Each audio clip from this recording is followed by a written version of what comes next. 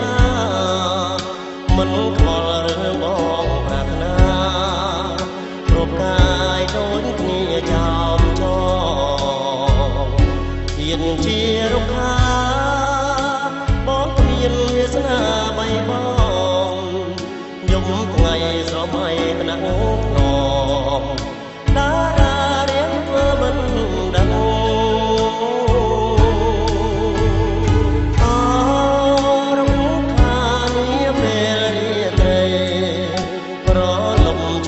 នឹងរស្មីធម្មជាតិលើដីមិនបងអូខាក្បែរកាយតាមដាយមេត្រីបំណងជាអាណាគុណគូក្ររងខាវាលតារាអើយបងគ្មាននិស័យជាធម្មជាតិលើដីបែរទៅបានត្រឹមស្រណងយុគបងលារងចិត្តផុតសងខំបង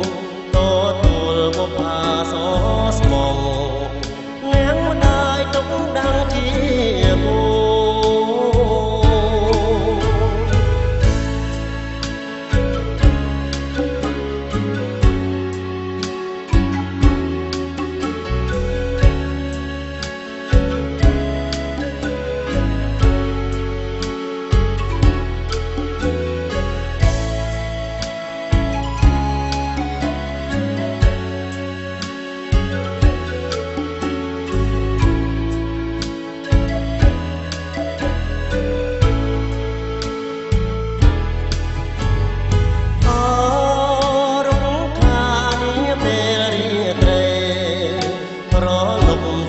នឹងរស្មី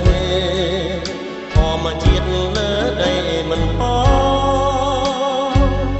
បុប្ផាក្បែរកាយថាម្ដាយមេត្រីបំណងជាអាណាគុណគូក្រ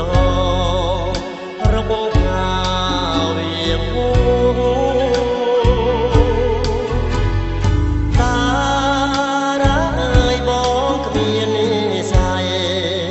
ជាធម្មជាតិលើដីបែរទៅបានត្រឹមស្រណងយប់បងលា